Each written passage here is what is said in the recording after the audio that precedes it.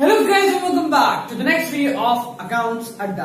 आज हमारी video number 54 और 54 वाली वीडियो से हम स्टार्ट करेंगे कंपनी क्या होती है, कंपनी में क्या क्या होता है, कंपनी में कैसी कैपिटल होती है, कंपनी में कितने शेयर होते हैं, कंपनी की अकाउंटिंग कैसे होती है, कौन सा कैपिटल, कौन सा प्रीमियम, कौन सा ये, कौन सा वो सब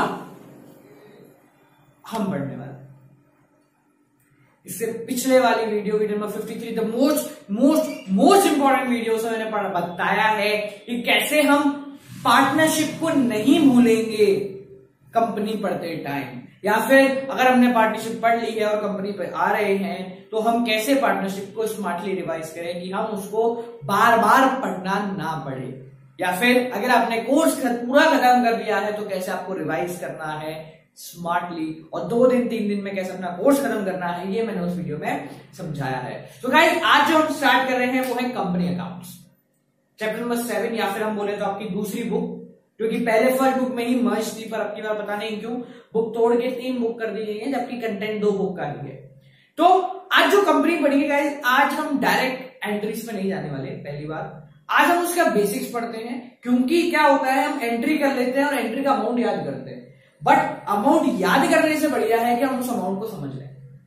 कंपनी अकाउंट बहुत इजी है 12th में, but the thing is that कि आप उस चीज को समझो। अगर आप अमाउंट रखने की कोशिश करोगे कि जहां दिख गया वो लिख दिया, तो कभी भी कंपनी अकाउंट नहीं होने वाला। आप समझ जाओगे तो फर्स्ट ईयर में जाओ या थर्ड ईयर में जाओ, कंपनी अकाउंट पे प्रॉब्लम नहीं आएगी, मुझे भी नहीं आएगी। क्यों? क्योंकि मैंने उस चीज को समझा था। तो गाइस, आज स्टार्ट करेंगे कंपनी। देखो, for the very basic, a company is an artificial person existing in the eyes of law and distinct from his member। Company क्या है? एक आर्टिफिशियल पर्सन है। आर्टिफिशियल पर्सन का मतलब it is distinct from it members, वो members से बिल्कुल अलग है।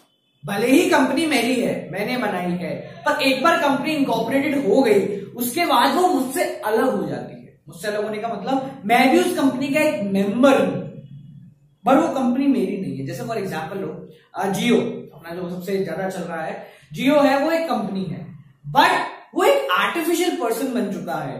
हम मुकेश अंबानी और जियो को कंबाइन नहीं कर सकते। वो क्या है? वो एक आर्टिफिशियल पर्सन बन चुका है जो अलग से है।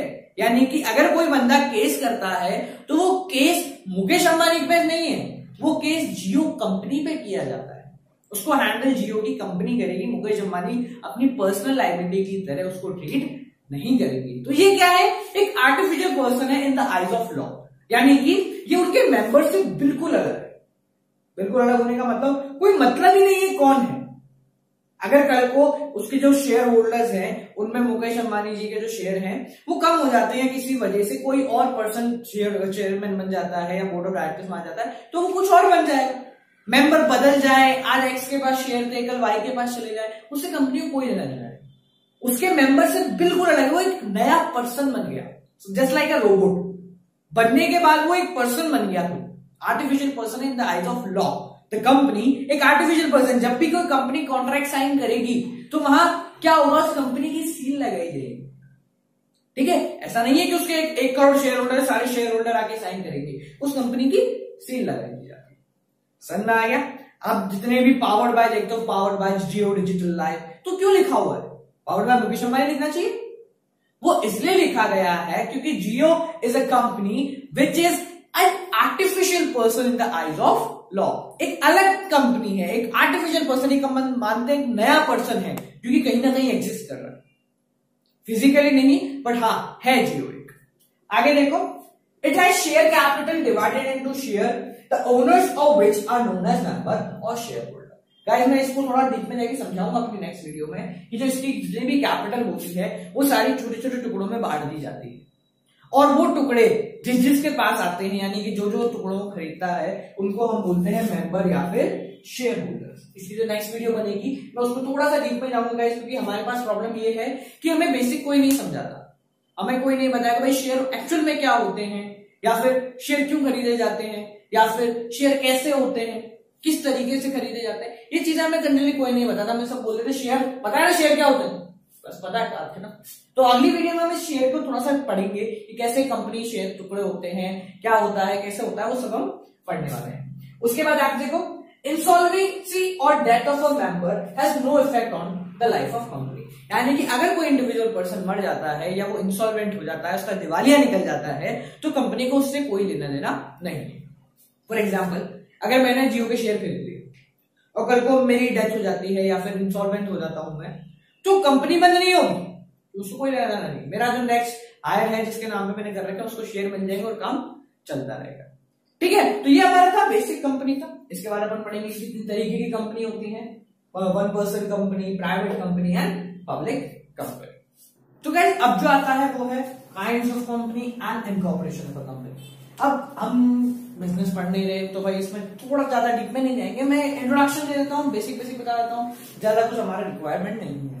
देखो, पहले थोड़े टाइम पहले तक हमारे पास दो तरह की कंपनी होती थी, प्राइवेट और पब्लिक, पर अभी 2013 के अमेंडमेंट के बाद वन पर्सन कंपनी भी एक इंक्लूड हुआ है। वन पर्सन की भी भाई हम लोग क्या है, ज्यादा ही एडवांस होते जा रहे हैं, तो हमने क्या करा भाई, सिंगल बंदा भी कंपनी क्रिएट कर सकता है, तो एक वन पर्सन कंपनी का क्लॉज भी आ गया है।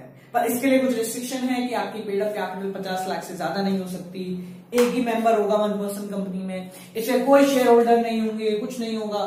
ठीक है, और इसका 3 साल का एवरेज टर्नओवर 2 करोड़ से ज्यादा नहीं होना चाहिए। ये कुछ वन पर्सन कंपनी के हैं। एक बदल इसके जो एंडिंग होती है इसमें ओपीसी लिखना जरूरी है, ओपीसी वन पर्सन कंपनी। ठीक है, इसके बाद अपनी जो पुरानी वेल नोन कंपनी है प्राइवेट एंड पब्लिक कंपनी।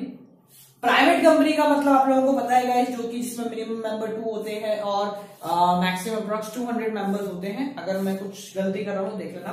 ठीक है, तो इसमें भी एक होता है कि शेयर होल्डर्स तो होते हैं पर ये पब्लिक को इशू नहीं कर सकते, पब्लिक को ये बिल्कुल भी इशू नहीं कर सकते। इनको एक स्पेशल आर्टिकल ऑफ एसोसिएशन के थ्रू काम करना पड़ता है।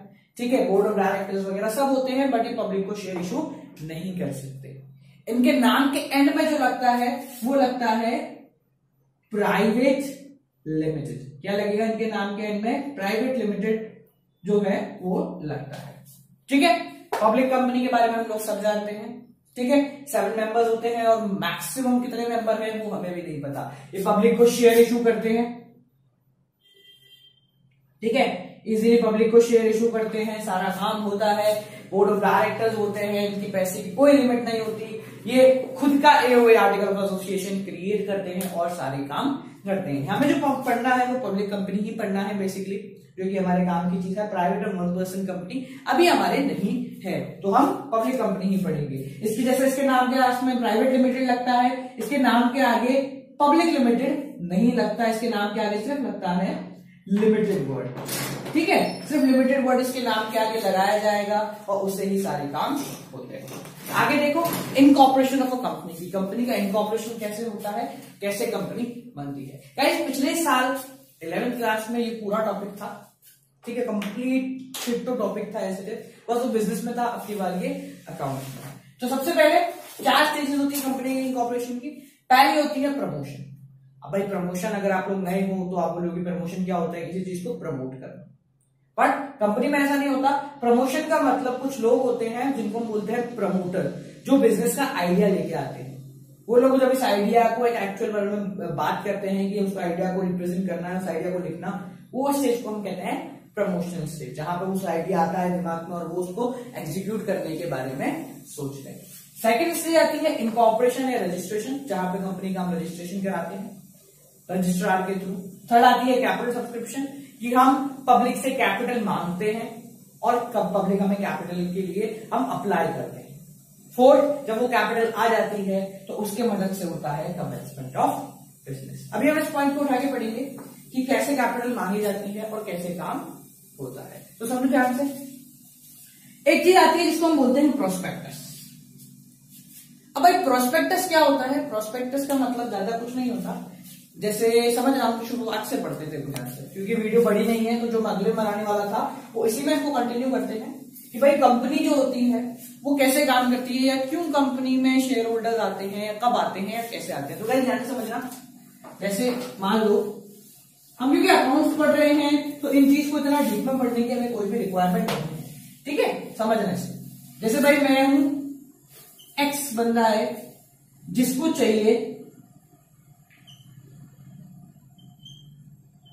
1000 करोड़ की कैपिटल। जिसको कितनी चाहिए, 1000 करोड़ की कैपिटल चाहिए अपने आइडिया को एग्जीक्यूट करने के लिए। अब भाई सीधी सी बात है, वो 1000 करोड़ खुद तो लगाएगा क्योंकि होंगे, और अगर है भी तो इतना बड़ा रिस्क क्यों उठाएगा। तो वो क्या करता है, इस 1000 करोड़ को टुकड़ों में बांट देता है। हर टुकड़े की कीमत हम मान के चलते हैं जैसे 100 रुपए हर टुकड़े की कीमत, तो कितने टुकड़े बटे, 10 करोड़ टुकड़े मार्केट में फैल गए। कितने टुकड़े फैल गए, 10 करोड़ टुकड़े फैल गए। इस हर टुकड़े को, इस हर कूपन को हम बोलते हैं एक शेयर। इस हर टुकड़े को, इस हर कूपन को हम बोलते हैं शेयर। ये टुकड़े बिखर जाते हैं मार्केट में, जहां से मिलते हैं हमें शेयर स्टॉक मार्केट से, प्राइमरी मार्केट से, वहां पे क्या हो गए, बिखर गए। सबके पास आ गए, इसके पास भी है, इसके पास भी है, इसके पास भी है, सबके पास आ गए। अब पब्लिक को बताने के लिए कि भाई इस कंपनी ने इतने शेयर निकाले हैं इतने प्राइस पे, कंपनी क्या करती है, एक प्रोस्पेक्टस इशू करती है। प्रोस्पेक्टस का मतलब एज गुड एज एक एडवर्टाइजमेंट देती है कि इस कंपनी के, जैसे एडवर्टाइजमेंट है कि भाई एक्स लिमिटेड के इतने शेयर हैं, इनका प्रोजेक्ट इस तरीके का है, तो उसमें जो भी इन्वेस्ट करना हो वो यहां से इन्वेस्ट कर सकता है। अब जैसे हम मेले में जाते हैं तो होता है ना, 10 रुपए दो और 10 रुपए का कूपन मिल जाएगा, वैसा ये काम होता है कि हर जो भी बंदा 100, जैसे मैंने 100 रुपए दिए, तो इस कूपन में से एक कूपन मेरे पास आ गया। अब जनरली कोई एक कूपन नहीं खरीदता। अब जैसे मान लो मैंने 10 लाख रुपए दिए, तो 10 लाख रुपए के बराबर के कूपन, यानी कि अगर 100 से डिवाइड करें तो कितने हो गए, 10,000 शेयर मुझे मिल जाए। पहले के टाइम पे कागज का टुकड़ा होता था, आज के टाइम पे इलेक्ट्रॉनिक मीडियम से काम करता है, यानी कि इलेक्ट्रॉनिकली आपके अकाउंट में आ जाएंगे। शेयर की डीलिंग करने के लिए आपको एक अलग अकाउंट खुलवाना पड़ता है, जिसको हम कहते हैं डीमैट अकाउंट। ये डीमैट अकाउंट क्या होता है, ये मैंने वीडियो में बताया है, क्योंकि मेरे बिजनेस वाले चैनल माइंड और उन बिजनेस का अपलोडेड है। ठीक है, तो डीमैट अकाउंट हम खुलवाते हैं। तो अब कंपनी क्या करेगी, 10,000 शेयर मेरे पास है। अब समझना चाहिए, अभी कंपनी ने अलग अलग स्टॉल्स पे वो शेयर रखे, समझ के देखना। जैसे स्कूल का एडमिशन होता है, एडमिशन के लिए सीट कितनी अवेलेबल है, 50, फॉर्म कितने होंगे, 400 500 फॉर्म हो। तो वैसे ही 500, अगर 10 करोड़ के शेयर है तो आपके पास 20-30 करोड़ क्या होंगे, फॉर्म अवेलेबल होंगे। तो अब जो भी लोग ये फॉर्म खरीदते हैं उनके पास शेयर नहीं आता। फर्स्ट टाइम की बात कर रहा हूं मैं, सेकंड टाइम की नहीं, फर्स्ट टाइम की बात कर रहा हूं, जब पहली बार कंपनी में। सेकंड टाइम में तो आप पैसे दो और शेयर ले लो, तो क्या होता है, लोगों के पास आ जाता है वो फॉर्म। अब कंपनी एनालाइज करेगी कि कितने फॉर्म आए, और उसके हिसाब से जिन जिन लोगों को शेयर देने हैं वो शेयर अलॉट करेगी। अगर 10 करोड़ से कम फॉर्म आते हैं, या एग्जैक्ट 10 करोड़ फॉर्म आते हैं, तो सबको शेयर मिल जाएंगे। 10 की जगह 11 करोड़ आते हैं, 12 करोड़ आते हैं, या कम थोड़े ज्यादा हो जाते हैं, तो कंपनी कुछ को रिजेक्ट कर देगी और कुछ को फ्यूचर के लिए एडवांस के रूप में रख लेगी। ठीक है, अब समझो एक क्लॉज है हमारा, जो हमारी SEBI है, security exchange board of India, उसने एक क्लॉज निकाला है जिसको हम बोलते हैं मिनिमम सब्सक्रिप्शन। Minimum subscription. अरे मिनिमम सब्सक्रिप्शन क्या कह रहा है, मिनिमम सब्सक्रिप्शन ये कह रहा है कि जब कंपनी अपने शेयर मार्केट में फर्स्ट टाइम अलॉट करती है, तो जितने के शेयर उसने मार्केट में डाले हैं, जितने के शेयर मार्केट में डाले हैं, उसका कम से कम 90% उसे रिसीव होना चाहिए। कितना होना चाहिए, 90% रिसीव होना चाहिए। अगर 90% रिसीव नहीं होता तो कंपनी किसी को शेयर नहीं देगी, और जिन जिन लोगों की एप्लीकेशन आई, 70% ही आए, तो जिन जिन लोगों की एप्लीकेशन आई है 15 दिन के अंदर उनको उनका पैसा वापस से रिफंड मिल जाएगा। ठीक है, अगर 90% से कम है तो। अगर 90 से ज्यादा है, 92 है, 95 है, तो कोई चिंता नहीं है, चलेगा।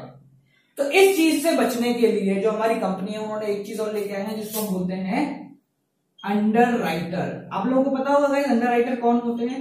अंडर राइटर ऐसे लोग होते हैं जो कंपनी के शेयर अगर कम खरीदे गए पब्लिक के द्वारा, तो वो लोग खरीद लेते हैं, और बदले में उनको शेयर तो मिलता है, साथ साथ कमीशन भी मिल जाता है। तो कंपनी इस 90% वाले क्रॉस से बचने के लिए अंडर राइटर अपॉइंट कर देती है, जिनको वो अच्छा खासा कमीशन भी देती है। ठीक है, तो समझ गए मिनिमम सब्सक्रिप्शन क्या होता है, कि जितने शेयर के, जितने रुपए के शेयर मार्केट में डाले हैं, उसका 90% तो उसको मिलना चाहिए 3 महीने के अंदर। 90% नहीं मिलता तो कंपनी को जितने भी शेयर होल्डर से या जितने भी लोगों से पैसे लिए हैं वो पैसे वापस देने हैं। गाइस ध्यान से समझना, अभी हम फर्स्ट टाइम कर रहे हैं तो शेयर नहीं मिले, हमारी एप्लीकेशन कंपनी ने रख ली है, उस एप्लीकेशन के बदले वो हमें क्या करेगी, शेयर देगी। समझ में आ गया अंडर राइटर कौन सा, समझ में आ गया। ये वो लोग होते हैं जो कंपनी के शेयर रख लेते हैं, मतलब अगर कम खरीदे गए मार्केट में तो ये शेयर ले लेंगे और उसके बदले कमीशन भी चार्ज करते हैं। जैसे बोल दिया कि भाई 1% शेयर अंडर राइटर खरीदेगा, तो अगर 1% शेयर कम पड़ते हैं तो अंडर राइटर खरीद लेंगे, और अगर पहले ही 100% हो गए, जरूरत नहीं पड़ी, तो अंडर राइटर कुछ नहीं खरीदेगा, फिर भी अंडर राइटर को क्या मिलेगा? कमीशन, क्योंकि भाई मैं तो बैठा था लेने के लिए, जरूरत ही नहीं पड़ी। ठीक है, तो ये होता है हमारा मिनिमम सब्सक्रिप्शन का क्लॉज। एक छोटी सी चीज और देख लो, इसको बोलते हैं प्रीलिमिनरी एक्सपेंसेस, यानी कि वो छोटे मोटे एक्सपेंसेस जो कि कंपनी से हो जाते हैं। तो गाइस ये था हमारा कंपनी कैसे काम करती है। फर्स्ट टाइम अगर कंपनी है तो वो शेयर मार्केट में कैसे डालती है। शेयर दो टुकड़े होते हैं जो कि एक फॉर्म की तरह होते हैं, ठीक है, इलेक्ट्रॉनिक मीडियम से ट्रांसफर होते हैं। तो गाइस दिस इज इट। आज की वीडियो में हम इतना ही पढ़ेंगे, कल की वीडियो में हम पढ़ते हैं कि शेयर कितने तरीके के होते हैं और क्या क्या उसमें काम होता है। So guys this is it for today's video. Keep on watching accounts अड्डा। लाइक करो, कमेंट करो, शेयर करो, सब्सक्राइब करो और देखते रहो अकाउंट्स।